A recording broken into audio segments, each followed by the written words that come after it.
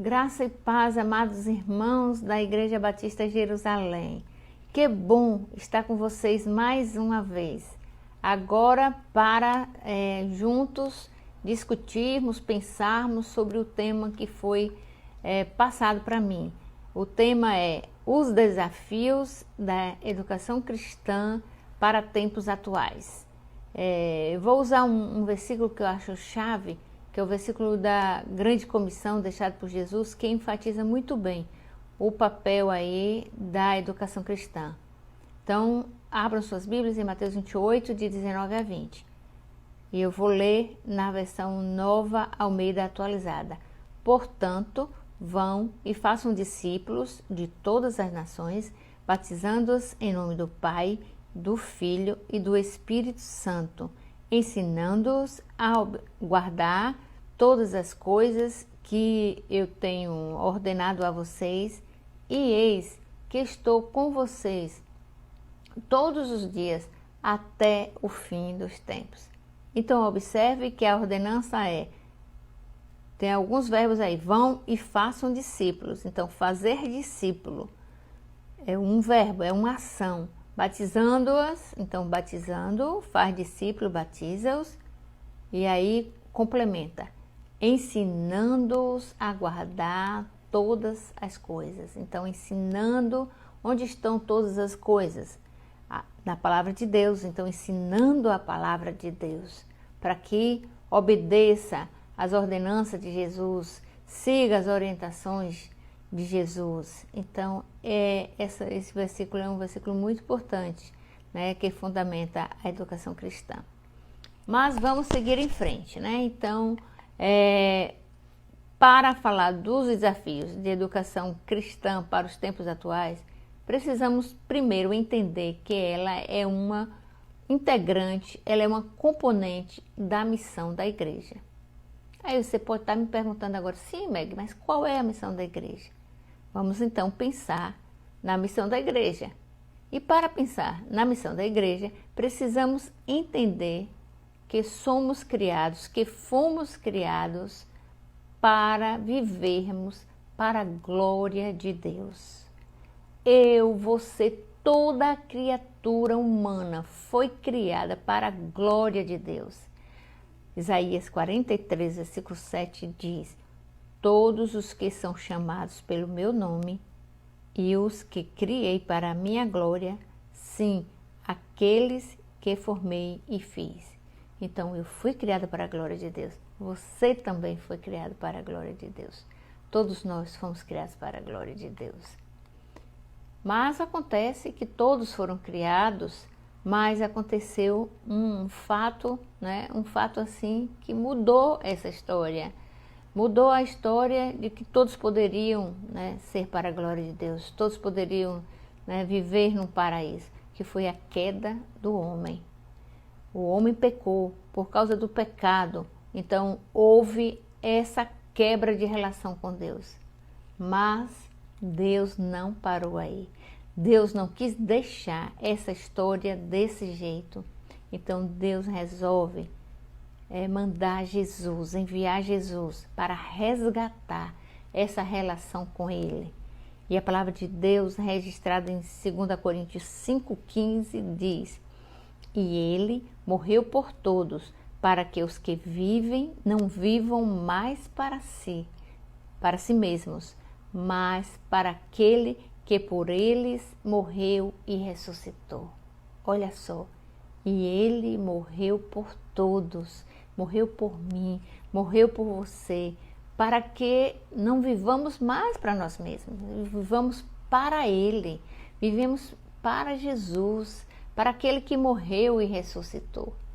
E aí tem um versículo que eu acho que também complementa, quando diz: porque se vocês comem ou bebem ou fazem qualquer coisa, façam para a glória de Deus. 1 Coríntios 10, 31. Então tudo que nós realizamos em nossas vidas, precisamos fazer para a glória de Deus. Então a gente tem que pensar muito no que a gente faz, para ver se está realmente glorificando a Deus. É importante, né? Na área da educação cristã também. Então, com a queda do homem, houve esse resgate. Então, Deus resgatou o relacionamento. Então, voltamos a viver para a glória de Deus. E a igreja? Qual é a missão da igreja? Falamos da pessoa. Eu, você, fomos criados para a glória de Deus. E a igreja? Para que a igreja existe? Qual é a missão da igreja? Então, a igreja tem uma missão tridimensional. Então, primeiro, a igreja se reúne, a igreja existe, a igreja somos nós crentes em Cristo Jesus. Nós, em primeiro lugar, existimos como igreja para adoração e glorificação de Deus. Então, nós precisamos, essa é uma essência importante, realizarmos cultos para adoração, realizarmos estudos para adoração e glorificação do nome do Senhor. Tudo que nós realizarmos, tudo que nós aprendermos, seja para a glorificação de Deus. Então, essa é a primeira dimensão. A segunda dimensão é que a igreja existe para si mesma. Então, qual é esse si mesma? Esse si mesma é cuidar do ensino, admoestação, assistência social e espiritual, serviço e administração. Então, esses são, né, alguns itens e que a igreja trabalha, né, para a sua membresia, para si própria. Quando diz para si mesma, é para os membros, para os novos convertidos, para as pessoas que congregam na igreja. E quem são esses atores? Quem atuam nessas funções?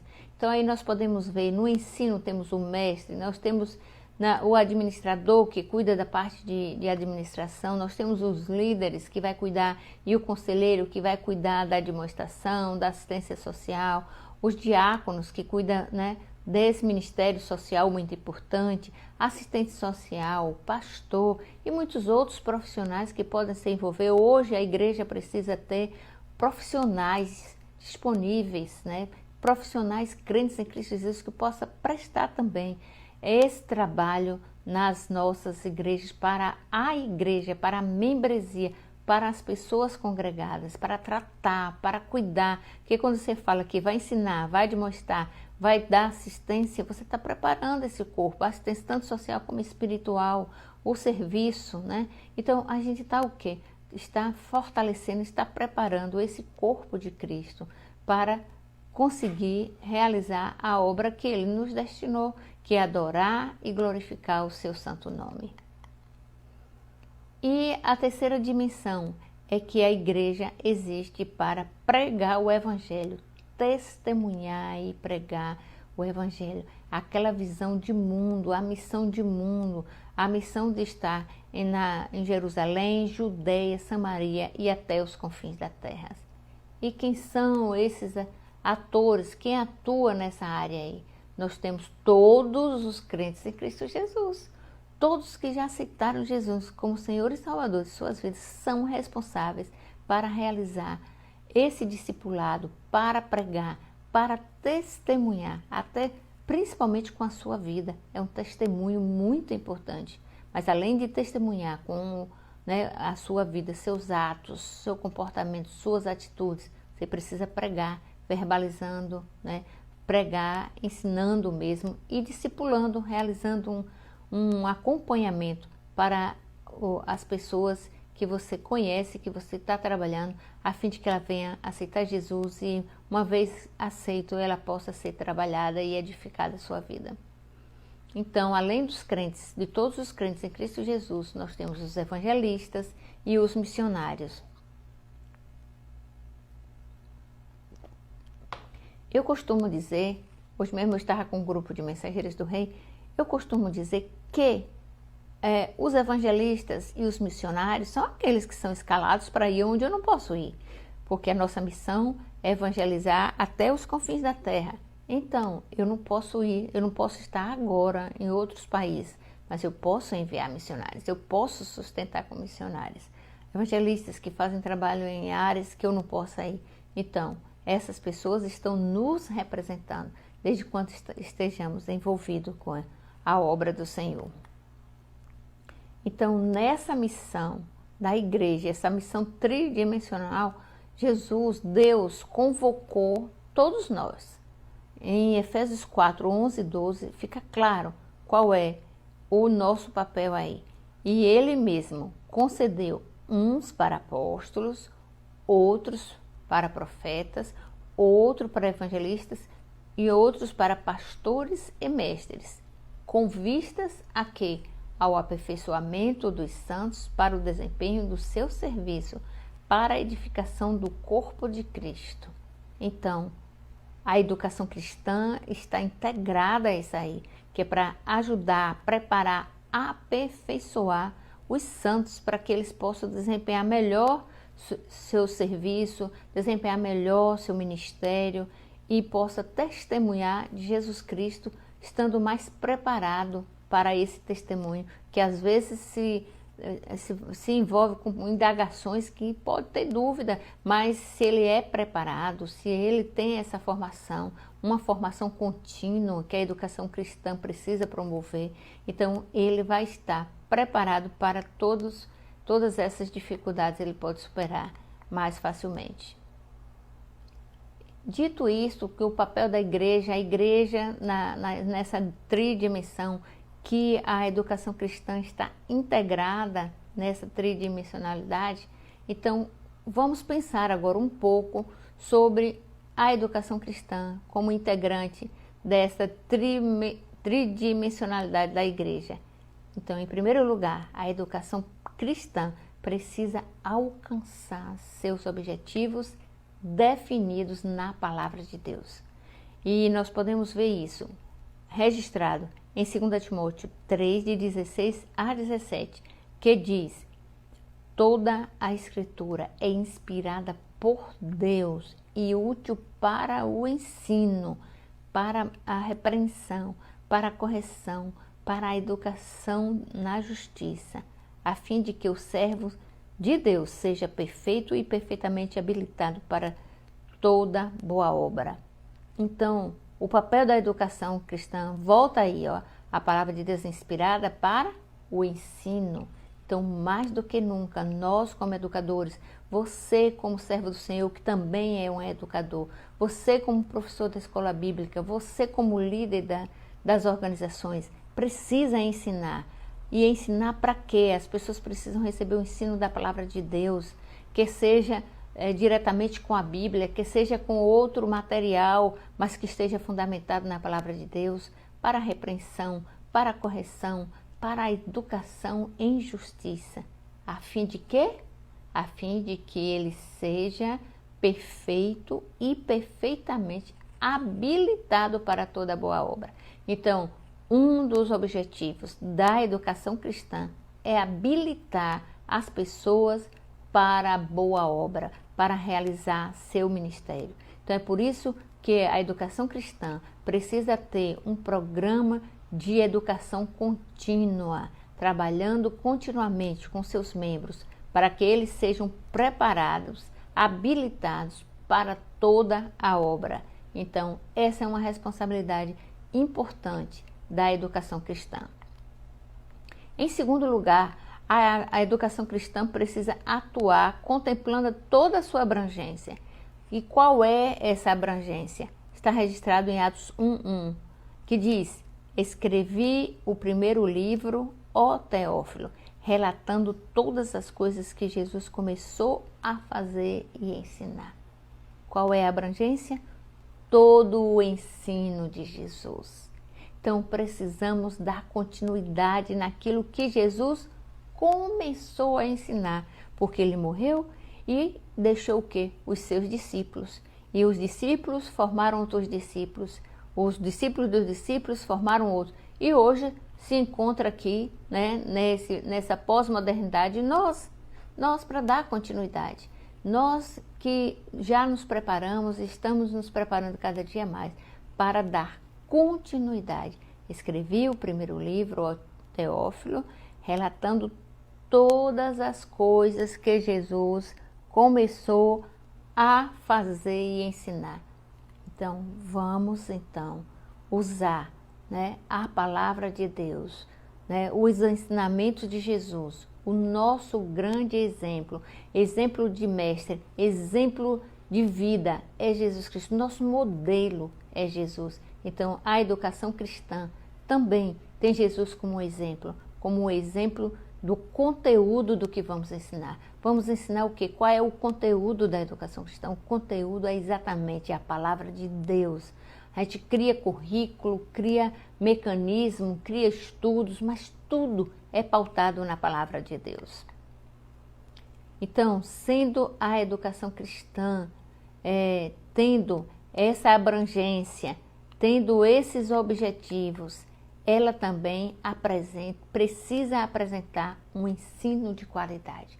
Um ensino que leve as pessoas a serem transformadas. Um ensino que leve as pessoas a serem edificadas, a serem curadas, tratadas. Então, é uma responsabilidade grande da educação cristã. Então, precisa ter um ensino de qualidade que alcance as necessidades dos diversos segmentos de alunos, de liderados, de líderes, de integrantes da Igreja de Cristo. Vamos ler aqui o que está escrito em Atos 18, de 25 a 26, que diz: ele era instruído no caminho do Senhor e, sendo fervoroso de espírito, falava e ensinava com precisão e respeito de Jesus, conhecendo apenas o batismo de João. Apolo começou a falar ousadamente na sinagoga.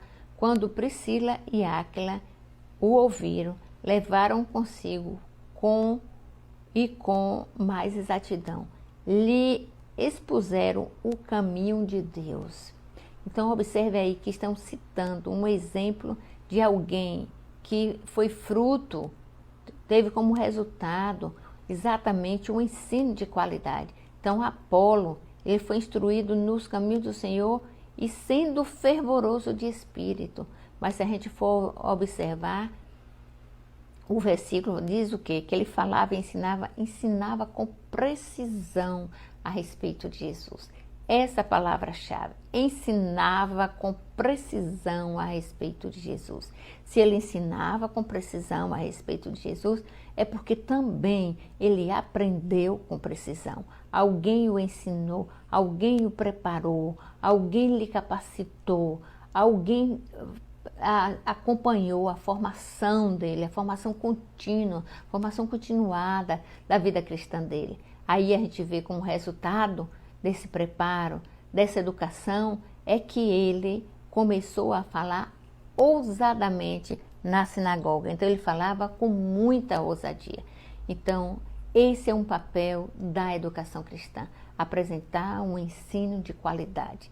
Daí a necessidade dos professores se prepararem, estudarem, os líderes também, para que apresente um ensino de qualidade, apresente um estudo de qualidade, apresente o melhor que estiver ao seu alcance. Mas é claro, você precisa se preparar, claro que você precisa estudar. E aí, considerando essas abordagens aí, eu quero fazer algumas indagações a você. O que você tem ensinado e aprendido da palavra de Deus? Nesse tempo todo que você passa na casa de Deus, que você aceitou Jesus, que hoje já é um cristão, o que é que você tem aprendido da palavra de Deus? Porque a palavra de Deus precisa ser aprendida e praticada. Então não adianta aprender e não praticar. O que você tem aprendido da palavra de Deus? Pensa aí para responder. O que fazer nessa época que vivemos? Pós-modernidade e com a tendência 4.0.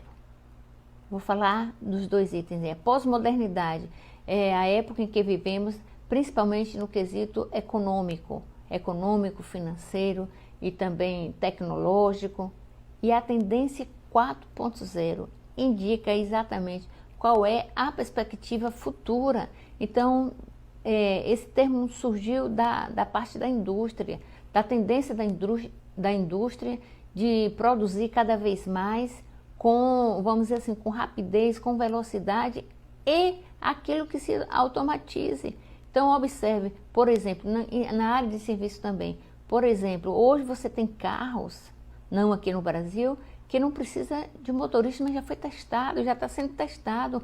Carros que carregam você, que pode lhe carregar, pode lhe levar ao seu destino sem nenhum motorista.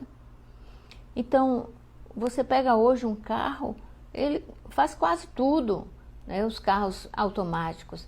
Vocês veem que houve um crescimento nas mudança de direção, de mecânica para hidráulica, e agora já é direção elétrica, e assim sucessivamente. Carros que tinham que passar marcha, outros já é câmbio automático. Então, tudo isso são mudanças que ocorreram, e tem muita coisa mudando, e a velocidade é grande. Então, a educação cristã precisa focar todo o seu trabalho em atender, né? Definir estratégia, elaborar metodologia que atinge, que alcance essas pessoas. Atender bem também todas as gerações. A igreja, o corpo de Cristo, composto, esse corpo é composto de pessoas de várias gerações. Tem aí os veteranos, os mais antigos, aí em seguida vem os baby boomers, depois vem a geração X, geração Y, geração Z, e agora, por fim, aqueles que nasceram depois de 2011, que é a geração Alfa, que já nasceu conectada. É por isso que a gente pode perceber a facilidade que uma criança tem de mexer no celular, de ligar, de ver joguinhos, de trabalhar, porque eles já nasceram com tudo conectado. Eles já nasceram numa época que já tinha internet, que já tinha smartphone, que já tinha tablet, já tinha muitas ferramentas, né, tecnológicas, né, de última geração. Então, a gente pode observar que se você brincar, você dá a um bebê recém-nascido um celular e ele vai, no instantinho, aprender a mexer. E muitos pais têm usado exatamente o smartphone como uma ferramenta de entretenimento da criança. É claro que os pais precisam avaliar qual o tempo que deixa, né? Tem a questão da luminosidade, tem a questão também da criança não trabalhar a outra parte motora, mas se você der a uma criança, né? Não vou dizer recém-nascido, aí já é força de expressão, mas uma criança de 1 ano, 2 anos, ela está ali para ouvir história, para ouvir o sonzinho.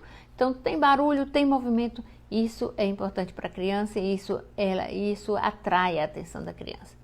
Então nós precisamos definir estratégias que atendam e metodologias que atendam a todas essas gerações. Gerações que convivem, trabalham juntos, estão juntos. Então você tem que focar cada geração. Então é importante que se trabalhe na personalização. Então estudos, atividades que atendam os veteranos, bem como aqueles que vai atender essa geração alfa. Então, entre a geração alfa e os veteranos, tem muitas outras gerações que todas elas precisam ser atendidas na sua essência. Então, amados irmãos, amados educadores, irmãos em Cristo Jesus, a gente precisa, né, procurar cuidar de atender esse nosso público, de atender o corpo de Cristo. Lembra que uma das missões da igreja é cuidar do corpo, é cuidar de cada membro, e a palavra de Deus diz que o nosso corpo é templo do Espírito Santo. Então esse templo do Espírito Santo precisa receber alimento espiritual, social, né, emocional, e tudo isso ele precisa encontrar na própria igreja, onde ele congrega. Então nós, como igreja de Cristo, precisamos cada vez mais ser mais multifuncionais, atender mais todas as áreas. Nós podemos perceber que hoje em dia tem vamos dizer assim, uma grande quantidade de pessoas que estão se suicidando, é porque está faltando um cuidado na área emocional, tratamento emocional. Antes que a coisa complique, ele precisa tomar medicamento. E tomando medicamento, se for necessário, vai ter que tomar mesmo. E os medicamentos é para controlar essas questões de emoções, para não chegar ao suicídio.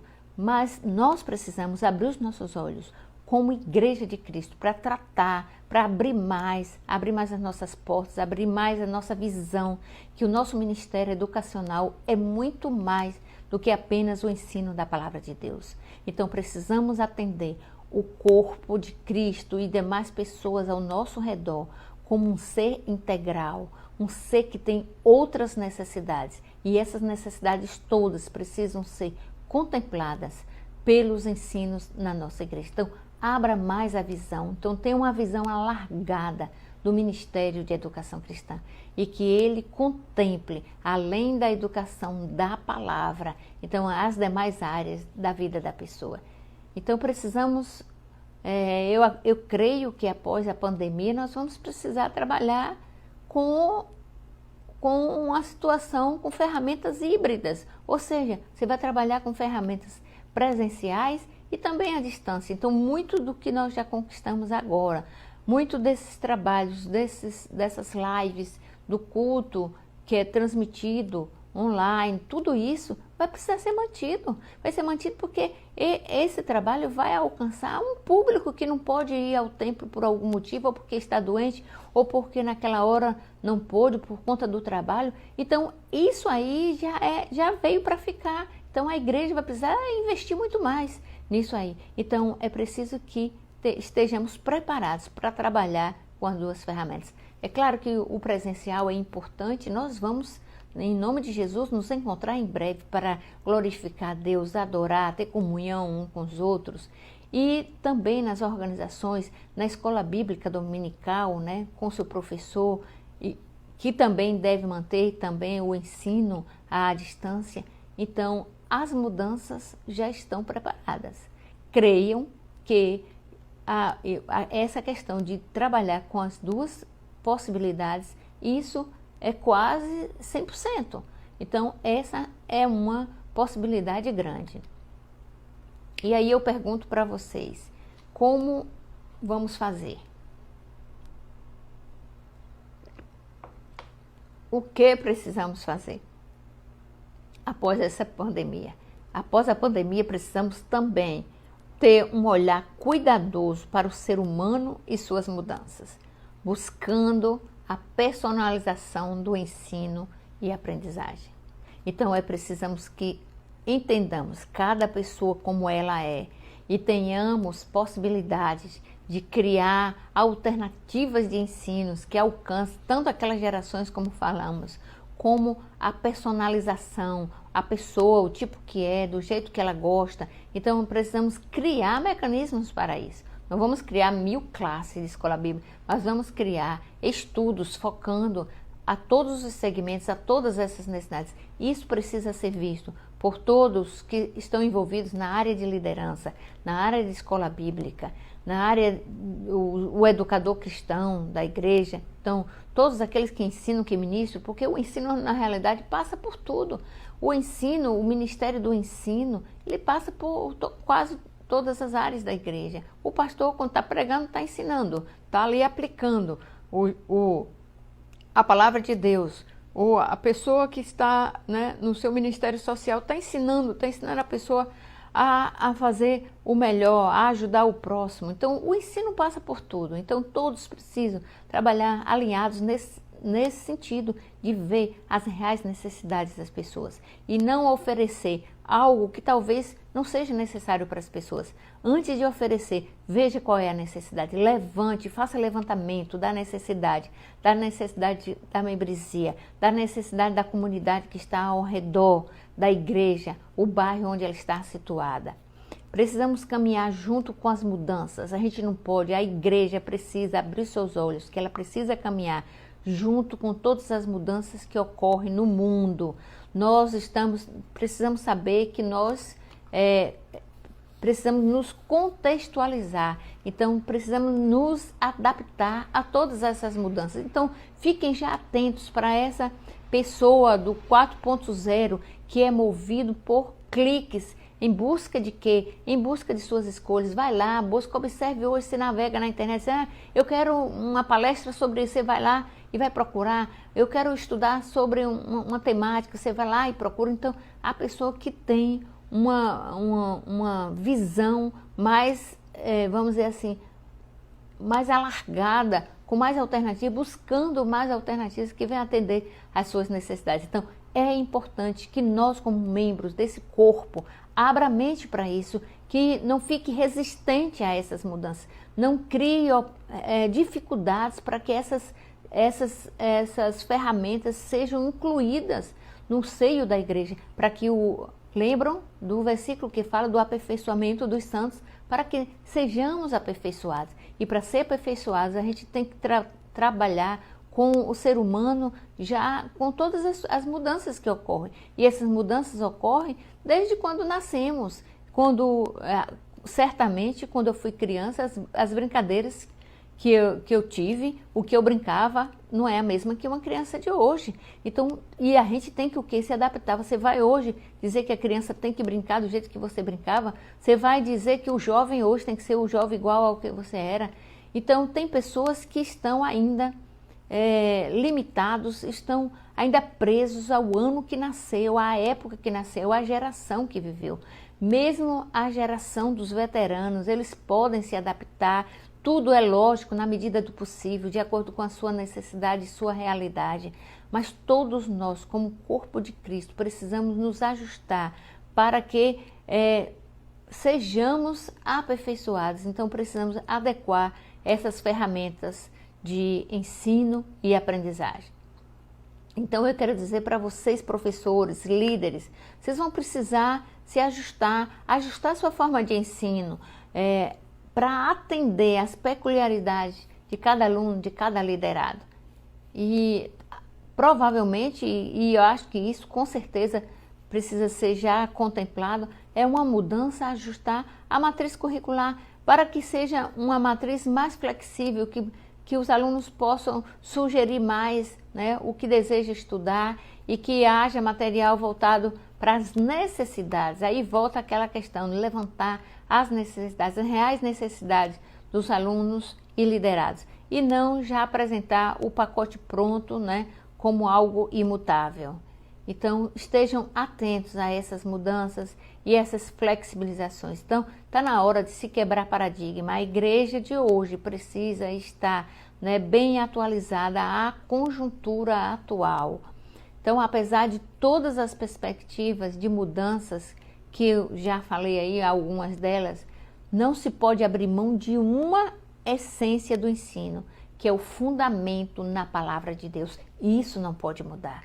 Então, a essência... Então, gente, quando se fala que vai mudar a metodologia, vai mudar a técnica, vai mudar ferramentas, vai mudar as estratégias, não está se dizendo que vai mexer. Existe algo imexível que é a palavra de Deus, porque ela não muda. A palavra de Deus é a mesma. Então, a mesma palavra que foi ensinada para mim é a palavra que é ensinada para você.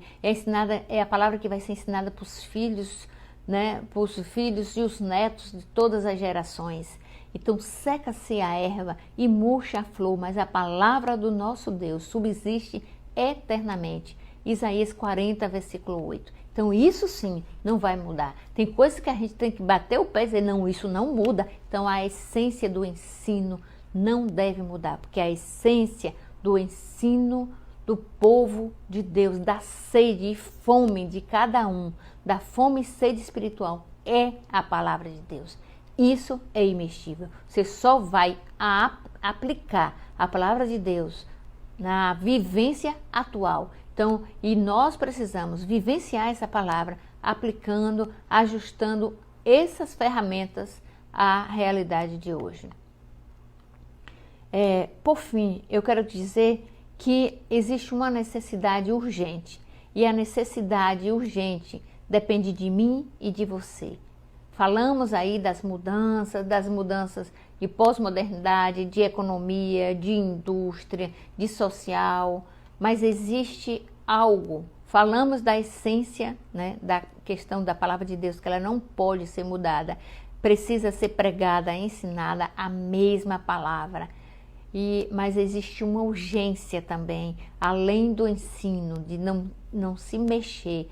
Nós precisamos ter crentes, ter membresia, ter irmãos, termos congregados com maior comprometimento com a obra de Deus.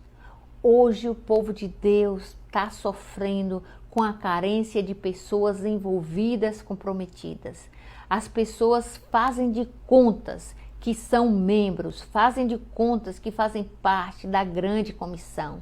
Porque fazer parte, amados irmãos, da grande comissão é estar envolvido, comprometido, realizando a obra, porque a palavra de Deus não muda. E Deus continua dizendo, buscai primeiro o reino de Deus e a sua justiça, e todas as outras coisas vos serão acrescentadas. Sabe por quê? Porque vai chegar um momento que você vai precisar prestar conta, porque você foi escolhido, você foi chamado para servir ao Senhor. Você foi chamado para agradar ao Senhor, para a glória de Deus. E precisa fazer jus a esse chamado, a essa experiência que você passou, de passar pela experiência de usufruir da salvação em Cristo Jesus e ter a garantia da vida eterna, a garantia de usufruir dos céus. E a palavra de Deus diz em 1 Coríntios 4:2, ora, além disso, o que se requer desses encarregados, né, é que cada um deles seja encontrado fiel. Fiel naquilo que Deus delegou que nós realizássemos. Fiel no uso dos nossos dons e talentos. Fiel na ministração daquilo que você foi separado para ministrar. Fiel no caminhar de vida cristã. Fiel no testemunho da vida cristã. Então estejam atentos a isso. Estamos passando também num momento que estamos lembrando a educação feminina missionária, que é comemorada exatamente no dia de aniversário da União Feminina, dia 23 de junho. E é um dia em que a União Feminina comemora, além de celebrar esse aniversário, a União Feminina dedica, né, parte dessa celebração às suas duas escolas, o SEC e o IBER. E o IBER não, o CIEM, que preparam vidas, preparam pessoas para o Ministério da Educação Cristã e para o Ministério Missionário. E hoje já temos estudos, ensinos à distância também, já temos ensinos presenciais nas duas escolas, tanto o ensino presencial e à distância nas duas escolas, sendo que o CIEM também já abriu também para homens, então prepara missionários também. Então tem vários cursos. Então é levantado nesse dia uma oferta para ajudar no sustento dos alunos, né, dessas escolas, alguma parte para sua infraestrutura, mas também para oferecer bolsas de estudos a alguns alunos que não podem pagar 100%, então vai ter desconto nas suas prestações, nas suas anuidades, nas suas parcelas, né, nos pagamentos da sua escola. Então é necessário que estejamos também, lembremos também e contribuamos, nos integremos, né, à União Feminina, para que essa oferta, a oferta da sua igreja, seja levantada e seja o alvo ultrapassado. Então nós precisamos cada vez mais, acima de tudo, nos comprometer com a obra de Deus. Lembre-se que nós fomos criados para a glória de Deus e precisamos trabalhar para que a igreja cumpra a sua missão tridimensional, que é de adoração e glorificação a Deus, de ajudar a própria membresia, ensinar, admoestar a própria membresia, servir a membresia e também para o evangelismo, para missões que precisa alcançar todo o mundo, missões modernas, missões contemporâneas, missões locais e missões que saia da sua terra até os confins da terra. Que você esteja agora a refletir e se autoavaliar. O que você tem feito? Você tem ensinado e aprendido a palavra de Deus? Existem duas coisas importantes para o crente crescer. E isso ele pode e deve fazer também individualmente, que é orar e estudar a palavra de Deus. Quando você ora, você conversa com Deus. E a sua conversa com Deus pode ser uma conversa de confissão, pode ser uma conversa de engrandecimento de Deus, pode ser uma conversa de petição. E quando você lê a Bíblia, Deus fala com você. Isso quando eu digo você a sós com Deus. Quando você lê a Bíblia, Deus fala com você. E Deus fala com você também através das mensagens ministradas, dos ensinos proferidos, dos ensinos repassados, né, pela igreja, pela escola bíblica, pelas organizações e repassado pelas vidas uns dos outros. Então, amados irmãos, acordemos para que foquemos muito mais o estudo e o ensino da palavra de Deus. Que Deus possa nos fazer entender e nos abençoar. Vou orar finalizando esse momento. Pai amado, nós queremos te agradecer pela oportunidade que tivemos de meditar, de refletir sobre a tua palavra e nesse instante focando o que foi pedido, que é acerca da educação cristã. Que cada um dos teus servos que foram ouvintes, que estão ouvindo, que ouvirão, ó Pai, a tua palavra, que eles possam refletir e possam estar dispostos a mudar, a se adequar às novas realidades e que a igreja esteja plantada fazendo aquilo que o Senhor ensinou, o ensino da palavra, a fundamentação na tua palavra, mas que ela se ajuste às mudanças contemporâneas, às mudanças pós-modernas e que assim sendo possa alcançar tantas as pessoas que ainda precisam ser alcançadas com o amor de Cristo Jesus. Oramos agradecidos em nome de Jesus. Amém.